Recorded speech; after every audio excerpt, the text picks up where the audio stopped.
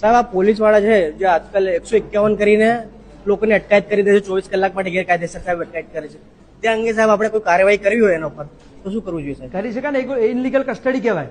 151 police શું કરી શકે? 151 એટલે શું? નવી સેક્શનની વાત નહીં કરીએ આપણે. સીઆરપીસી 151 એટલે કે કોઈ પણ કોગ્નિઝેબલ ગુનો બનવાનું પોલીસને લાગે છે, સમજો, પોલીસને એવું લાગે છે કે ગંભીર ગુનો બનવાનો છે તો પોલીસ એમની અટકાયત કરી શકે. પરંતુ જે તે વ્યક્તિ છે એને એવું લાગે છે કે હું તરત જામીન આપવા તૈયાર છું તો પોલીસ એને છોડવા પડે. 24 કલાક કસ્ટડીની જરૂર નથી, સુપ્રીમ કોર્ટના જજમેન્ટ પણ છે.